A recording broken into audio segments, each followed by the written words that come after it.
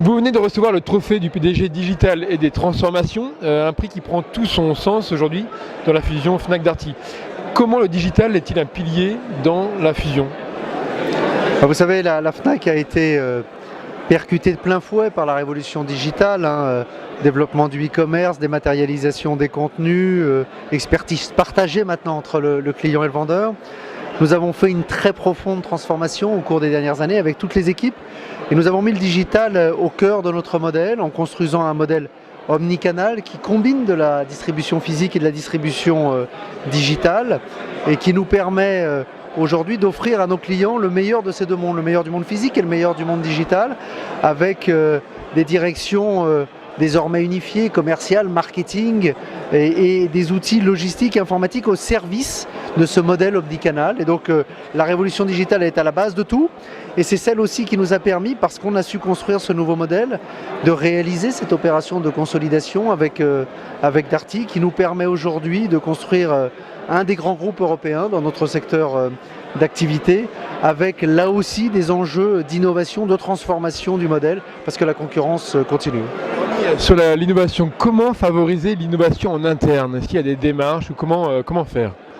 Vous savez, d'abord l'innovation c'est un état d'esprit, c'est au fond l'ouverture d'une entreprise à son environnement. La Fnac c'est une entreprise qui a l'innovation dans ses gènes parce que toute l'année nous vendons des produits qui portent l'innovation. Pour que nous nous transformions nous-mêmes, à la fois il fallait évidemment qu'on fasse une mue mais aussi qu'on s'ouvre à notre écosystème. On travaille aujourd'hui avec tout un écosystème de jeunes startups qui viennent nous amener de l'innovation.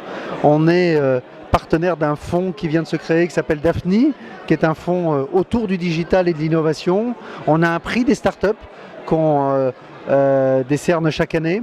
Tout ça nous permet aujourd'hui d'être en liaison avec un écosystème d'innovation qui vient irriguer toute l'entreprise. Alors au-delà de l'aspect technologique maintenant, y a-t-il une culture du PDG digital? Je ne sais pas s'il y a une culture du PDG digital, au fond, il n'y a pas de mode prêt-à-porter. Au fond, je crois qu'aujourd'hui, pour tout dirigeant, et notamment un dirigeant qui est confronté au quotidien avec cette révolution digitale, il y a un certain nombre de principes qui sont des principes très simples.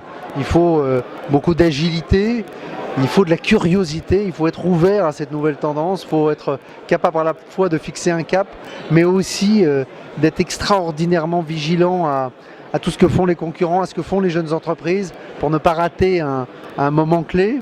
Il faut donner confiance dans l'innovation, il faut dire à vos équipes qu'elles ont la nécessité d'innover, il faut qu'elles osent innover. Pour oser innover, il faut leur dire vous avez le droit de vous tromper, il faut avoir le goût du risque. C'est tous ces principes-là qui sont les principes, je crois, au cœur du modèle de management d'aujourd'hui.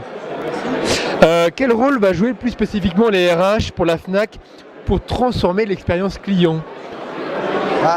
Les collaborateurs, oui. La fonction RH, elle s'est transformée aussi. Au fond, cette direction du personnel d'il y a quelques années, elle ne ressemble en rien avec la fonction RH aujourd'hui, qui est une fonction d'accompagnement de cette transformation. Difficile aujourd'hui d'être DRH de groupe.